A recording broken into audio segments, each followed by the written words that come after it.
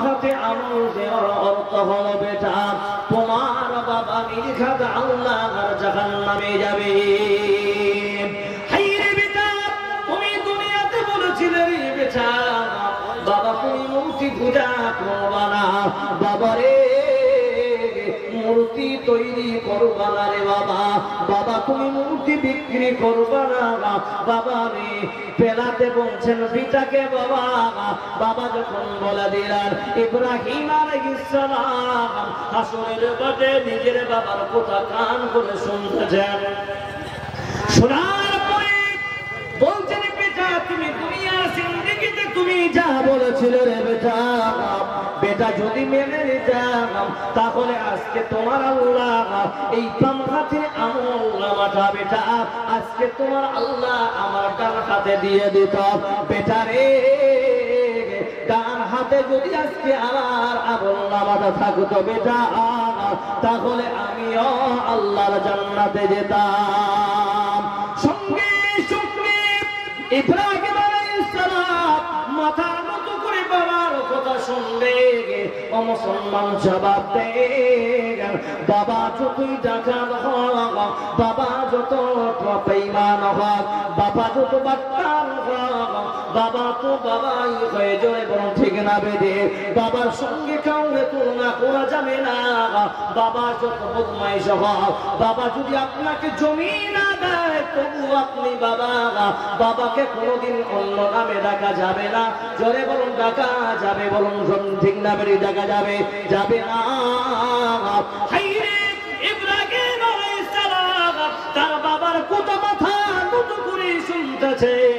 ইব্রাহিম জানে আল্লাহর কাছ থেকে যেটা ফয়সালা হয়ে গেছে ওটা আর কেউ পরিবর্তন করতে পারবে না। তবুও বাবার আশা আজকে আপনারা দেখেন মাদ্রাসায় ডেলিগেট করেছেন 100 টাকা না 90 টাকা 50 টাকা ডেলিগেট করেছেন। আমাদের ইব্রাহিম সাহেবের বড় বাবা বড় ভাইয়ের ছেলে ওনার দুটা ছেলে এসেছে। উদাহরণ দিচ্ছি নাকে নিয়ে মিসাল দিচ্ছি শোনেন। নাদিম সাহেবের বাড়ি এখান থেকে 25 কিলোমিটার দূরে। এবার শোনেন দুই ছেলে এবং ভাতিজা তিনজন আসতেছে। এবার আস্তে আস্তে রাস্তাটার অবস্থা আপনারা ভালো জানেন খুবই খারাপ। দুইজনে টোটোতে আস্তে আস্তে মানিব্যাগে পড়ে গেছে। এবার যখন মানিব্যাগ পড়ে যায় বলুন তো তাদের কি খেতে হবে কি হবে না? তাদেরকে ভাত খেতে হবে এবং তাদের জরুরত প্রয়োজনীয় জিনিস যেমন খাবার আছে পেঁয়াজি টিয়াজি ইত্যাদি খাবে। এইরকম আশা আকাঙ্ক্ষা করে তার মায়ের কাছ থেকে 500 টাকা তিনজন মিলে নিয়ে এসেছিল। হায় হায় হায় এখন তো 500 টাকাটা হারিয়ে গেছে। এবার বলুন তো নাদিম সাহেবের বড় ছেলেটা বলছেন হবে টেনশন কেন বলছি বলে কেন বলছেন হারবার তো মাদ্রাসা আছে টেনশন করা দরকার না, জোরে সোরে বলো ঠিক না ঠিক বলবে কি বলবে না? বাবার বাবা আছে কিন্তু দাস্তার বন্ধের সময় এখানে লিস্ট অনুযায়ী দেওয়া আছে প্রত্যেক ছেলের কাছ থেকে 15 মিনিট তার পরিচয়টা জানা লাগবে। তার বাবার কাছে 15 মিনিট কথা বলতে হবে। তার পিছনে একটা শিক্ষক কথা বলবে মানে 15 মিনিট। তাহলে একটা হাফিজে কোরআনের পিছনে 45 মিনিট খরচ হবে। এবার এখানে নাদিম সাহেব আমার পাশের চেয়ারে বসে আছে, তিনি বসে আছেন কিন্তু এখান থেকে পারমিশন নাই। ওনাকে 5 ঘন্টা যাওয়ার আগে তার হিলাগিলি নাই। বলা আছে কমিটি থেকে সেক্রেটারি বলেছেন আপনি 5 ঘন্টা প্রয়োজন ছাড়া বের হতে পারবেন না। এখান থেকে বেরিয়ে লাগানো হয়েছে বাইরের লোকে গুন্ডির ভিতরে আসতে পারবে না। তার ইনার দুটি ছেলে এবং তার ভাতিজা বেরিয়ালের পাশে ইশারা করছেন হাত দিয়ে বাবারে দেখ একবার দেখ তোমার দুটি সন্তান এসেছে এবং তোমার ভাতিজা এসেছে। বাবারে দেখে নাই কারণ আমাদের 500 টাকা হারিয়ে গেছে, এক কাপ চা খাবো পয়সা নাই, ডেডিকেট ভাত খেতে যাচ্ছি বাবা আমাদের কাছে টিকিট চাই টিকিটের পয়সা নাই। হায় হায় হায় অনেক চিন্তা ভাবনা করার পরে ছেলেরা যেই ছোট্ট ছেলেটা ছিল বলছেন ফিরিয়াল আমি মানব না, দুইবার থেকে অনেকক্ষণ এসেছি, আমার খিদে পেয়েছে। বাবা তো বাবাই হয়, বাবার কাছে এসে বলছেন বাবা, শুধু কানে বলেছেন বাবা 500 টাকা আমাদের ছিল বাবারে, তিনজনে মিলে 500 টাকা এনেছিলাম বাবা, দাদার মানিব্যাগ থেকে টাকাটা হারিয়ে গেছে। বাবা বেশি দেরি করবে না, কারণ এই জায়গার সময়ের মূল্যটা বেশি। সঙ্গে সঙ্গে তিনার বাবা পকেট থেকে 500 টাকা বের করে দিলেন, বলছেন যা প্রথমে ভাত খেয়ে নিবেন, এইরকম কথা বলছে না, শুধু 500 টাকা বের করে নিজের হাতে ছেলের হাতে দিয়েছে, যে তার মানে বুঝে গেছেন নাদিম সাহেব এরা ক্ষুধার্ত ছেলে, এরা কি খাবে আমার জানা আছে। জরে সরে বলুন ঠিক না বেঠে? সেই রকমই আজ ইব্রাহিমকে দেখে দেখাচ্ছে, হায় হায় হায় হায় আমার ছেলে ইব্রাহিম আল্লাহর খলিলুল্লাহ, মানে আল্লাহর বন্ধু, আর বন্ধু কোনদিন বন্ধুর ক্ষতি করতে পারবে না। জোরে সরে বলো নারে তাকবীর। সুধী মণ্ডলী, ইব্রাহিম আলাইহিস সালাম নিজের বাবার কথা মাথা নত করে তিনি শুনবেন, শুনতে শুনতে শুনতে তার বাবা বলবে বেচারে চল চল চল, বলে কোথায়? বলছেন বেটা তোমার আল্লাহর মিজানে আমাকে নিয়ে চলো। তে করে বেটা ইব্রাহিম তোমার আল্লাহ বাম হাতে আমলনামা দিয়েছে, ওরে বেটা জাহান্নামের আগুন এত কঠিন, দুনিয়ার চাইতে 70 গুণ বেশি জাহান্নামের আগুন। বেটা ইব্রাহিম ওই আগুন আমি সইতে পারবো না, সইতে পারবো না, বেটা তোমার আল্লাহর কাছে আমাকে নিয়ে চলো। বেটা বলছেন বেটা নিয়ে চল, তোমার আল্লাহকে বলে আমাকে জন্য সুপারিশ করে যদি দেয়, তাহলে বাম হাতের আমলনামাটা আল্লাহ যদি ডান হাতে দিয়ে দেয়, তাহলে কঠিন জাহান্নামের আযাব থেকে আল্লাহ আমাকে বাঁচিয়ে নেবে। ঈমানের পথে অবিচল থেকে আমাদের মরণ যেন হয়, ঈমানের পথে অবিচল থেকে আমাদের মরণ যেন হয়। তোমার কাছে মিনতি আমার মহান মহিম দয়াময়, ঈমানের পথে অবিচল থেকে আমাদের মরণ যেন হয়। জোরে বলুন নারে তাকবীর, আল্লাহু আকবার। জোরে বলুন নারে তাকবীর, আল্লাহু আকবার। পিছনে গুলা বলেন তো নারে তাকবীর, যারা খৈনি মুখ চলতেছেন। জোরে বলুন নারে তাকবীর, আল্লাহু আকবার। আচ্ছা আপনারা কে কে ভাত খাননি হাত খাড়া করে পয়সা দিয়ে যান। জোরে বলুন নারে তাকবীর, আল্লাহু আকবার। আপনারা এতক্ষণ ধরে বসে আছেন, তাতে খুশি না বেজার? খুশি।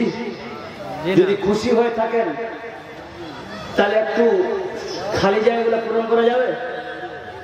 যাবে ইনশাআল্লাহ? যাবেন আমি জানি। আর আপনারা নড়ানড়ি করিও না, আপনারা ভালো মানুষ, যে জায়গায় আসেন গরম ধরে আছে জায়গাটা, অন্য জায়গায় গেলে ঠান্ডা লাগবে, ভালো করে বসেন। আর যদি না হয় একান্ত, তাহলে পিছনে আগুন লাগিয়ে দিলে সব সামনে চলে আসবে, তাই না? এবার শোনেন, খুব দুঃখের সঙ্গে এবার ইব্রাহিম তার বাবার জন্য সুপারিশ করতে যাবে। জি হ্যাঁ, হাদিসে আছে তার বাবার ডান হাত ধরে আল্লাহর কাছে নিয়ে যাচ্ছেন, আল্লাহ আমার বাবাকে জাহান্নাম থেকে বাঁচিয়ে দে। আল্লাহ বলছেন আয়, তুই যে আমার বন্ধু রে, তুই আমার খালিদুল্লাহ, তুই আমার বন্ধু। আর বন্ধুর বন্ধুকে, বন্ধুর বাপকে আমি জাহান্নামে দিব, তাহলে বন্ধু তো থাকবে, যেমন থাকবে। আল্লাহকে বলবেন আল্লাহ ইন্নী ইয়া রাব্বি ইন্নাকা ওয়া'আদতানি, ওগো আল্লাহ আপনি আমাকে সম্মানী নবী বানিয়েছেন। আজকের দিনটা অন্তত আমাকে অসম্মান আপনি করবেন না। অসম্মানের অপোজিট হল আপনি বেইজ্জত করবেন না, তার মানে সম্মান দিবেন। কেমন সম্মান? কাল কিয়ামতের দিনে নারীরা উলঙ্গ অবস্থায়, পুরুষেরা উলঙ্গ অবস্থায় একই প্ল্যাটফর্মে দণ্ডিমান থাকবে। হায় হায় হায়, সেদিন সর্বপ্রথমে যাকে পরিধান করানো হবে জান্নাতের পোশাক, যাকে জান্নাতের পোশাক পরিধান করানো হবে সেটা আদম আলাইহিস সালাম নয়, সেটা হলো আদম নয়, সেটা হলো ইব্রাহিম মুসা আলাইহিস সালাম নয়, নূহ নয়, ঈসা নয়, সেটা হলো হযরত ইব্রাহিম আলাইহিস সালাম। তাকে সর্বপ্রথমে জান্নাতের পোশাক পরিধান করানো হবে। কিন্তু বন্ধুরে, আজকে আপনাদেরকে বলি, ইমানদার দাবি করতেছি, তাহলে শুনো ইমান কার আছে? তাহলে দেখেন বিনা ইমানদার কি আল্লাহ ফলাফল দিচ্ছেন। আল্লাহকে যখন ইব্রাহিম বলবেন, আল্লাহ আপনি আমাকে অসম্মান করবেন না, তার মানে হলো আপনার কাছে আমি আমার বাবার সুপারিশ নিয়ে এসেছি। ওগো আল্লাহ, আমার বাবার বাম হাতের আমলনামাটা দয়া করে আপনি ডান হাতে দিয়ে দেন। শরীফ মণ্ডলী, আল্লাহ বলবেন ইন্নী হারামতুল জান্নাতা আলাল কাফিরিন। ওরে ইব্রাহিম শোন, তুমি আমার খলিলুল্লাহ, তুমি আমার বন্ধু। আর বন্ধুর বাপকে আমি জাহান্নামে কি করে দিই? আয় আয় আয়, এইরকম কি আল্লাহ বলবেন? না, আল্লাহ বলবেন শুনো ইব্রাহিম, আমার খলিলুল্লাহ ভালো করে শোনাও। আমি দুনিয়াতে একটি আইন বানিয়েছিলাম, যে আইনটা হলো ইন্নী হারামতুল জান্নাতা আলাল কাফিরিনা। ये नानी के लिए मर गया है, ठीक है इंशाल्लाह, जज़ाकल्लाह। सुधी मंडली, সেই ইব্রাহিম আলাইহিস সালাম আল্লাহকে বলবেন, আল্লাহ বলবেন শোনো, আমি দুনিয়াতে একটি আইন বানিয়েছিলাম। এই আইনটা ছিল শুধু গরিবের জন্য নয়, বড় লোকদের জন্য নয়, ধনীদের জন্য নয়, কালোর জন্য নয়, সাদার জন্য নয়, সারা পৃথিবীর যারা মানুষ রূপে জন্ম নিয়েছে সকলের জন্য আমি আল্লাহ এই আইনটা তৈরি করেছি। কি এর আইন? আল্লাহ পাক বলবেন ইন্নী হারামতুল জান্নাতা আলাল কাফিরিনা। ওগো ইব্রাহিম, আমি কাফের বেঈমান মুশরিকদের জন্য এই আল্লাহর জান্নাতটাকে চিরতরে হারাম করে দিয়েছি। ওগো ইব্রাহিম, যা যা কিছুক্ষণ পরে বিসিগিন মুতাল্লিকিন বিখবায়ুকাদ বিকারাইনহা ফালকা ফিন্নার। আল্লাহ বলবেন কি, ওগো ইব্রাহিম তাকিয়ে দেখ, তাকিয়ে দেখ, তাকিয়ে দেখ, আল্লাহর বিজানের সামনে একটা চতুষ্পদ জানোয়ারের মতো, একটা বাস্ত্রীগালার মতো একটা চতুষ্পদ ঘোরাফেরা করবে। ইব্রাহিম বলবেন আল্লাহ এই জানোয়ারটা আবার কে? আল্লাহ বলবে ইয়া ইব্রাহিম, ওগো ইব্রাহিম শুনে না, শুনে না, এই চতুষ্পদ জানোয়ারটা কেউ না, কেউ না, এটা হলো তোমার পিতা আজর। বলুন ঠিক না বেঠি? আল্লাহ বলবেন শুনে না, আইনটা তোমাকে জানিয়ে দিলাম, ধারাটা তুমি জানতে পারলে, এবার ধারাটা যেটা ধারা লেগেছে তোমার বাবার উপরে, ওই ধারাটার সাজাটা শুনে নাও। আল্লাহ বলবেন জাহান্নামী ফেরেশতারা কে কোথায় আছো? তাড়াতাড়ি করে আসো। আসার পরে বলবেন এই চতুষ্পদ জানোয়ারটাকে ধাক্কা মেরে ফালকা ফিন্নার, একে জাহান্নামে নিক্ষেপ করে দাও। জোরে বলুন নারায়ে তাকবীর। আর আমরা আপনাদের আসতে বলবেন, আমি জানি বন্ধু, এই জন্য আপনাকে বলতেছি ঈমান নিয়ে খেলবেন না। ঈমান বড় সম্পদ। আজকে ঈমানের ধনীরা তো আপনাকে আমাকে হানা দেওয়ার তাদের টার্গেট নাই, ওদের মূল টার্গেট হলো মুসলমানদের ঈমান সম্পদটাকে কি করে হানা দিয়ে তাদেরকে বরবাদ করা যায়। আর যাদের যদি ঈমানটাকে হানা দেওয়া যায়, ঈমান যদি মুসলমানের দুর্বল হয়, নির্ঘাত ওই লোকদের সঙ্গে যেই কোনো কাজের ক্ষেত্রে হোক না কেন তাদের সঙ্গে পারা যাবে, কোনো চিন্তা থাকবে না। আল্লাহ পাক বলতেছেন, ইন্নামাল মুমিনুনা আল্লাযীনা ইযা যুকিরাল্লাহু, বান্দা জিকির করে। জিকির অর্থ হলো এখানে বান্দা ঈমানদার বান্দারা দুনিয়া করবে, আল্লাহকে ভয় করে দুনিয়া করবে। আল্লাহ পাক বলতেছেন, বান্দা শুনে এই যারা আমার উপরে ভয় করে দুনিয়া করবে, তোমার অফারটা শুনে নাও। বিসমিল্লাহির রহমানির রহিম। ওয়া ইয়াত্তাকিল্লাহা ইয়াজআল লাহু মাখরাজা ওয়া ইয়ারযুকু মিন হাইসু লা ইয়াহতাসিব। বান্দা তুমি রিজিকের চিন্তা করতেছো, কোথা থেকে খাবার আসবে বান্দা, তাহলে আমাকে যে হুকুম করেছো বান্দা লিখে নে, তোমার কপালে লিখে নাও, তোমার কোনোদিন রিজিকের অভাব হবে না। শুধু মণ্ডলী আপনাদেরকে বলি, জিকিরের ব্যাখ্যা করব না এখন।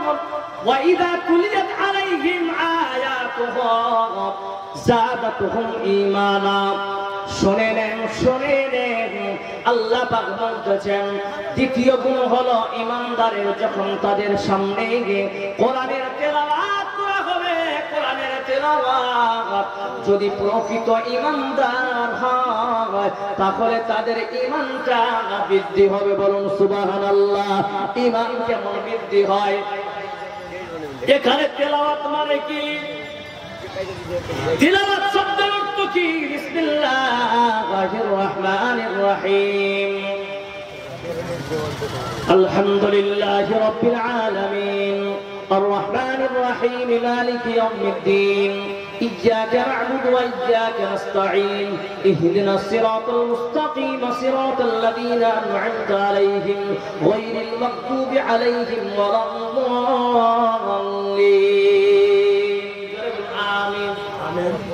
কেউ বলবেন আপনার কি কিছুই বুঝতে পারছে? আপনার আমিন সুম্মা সুবহানাল্লাহ বলতেও আপনাদের শক্তি লাগছে। জি জালসা ভালো লাগে, জোরে বলুন আমিন।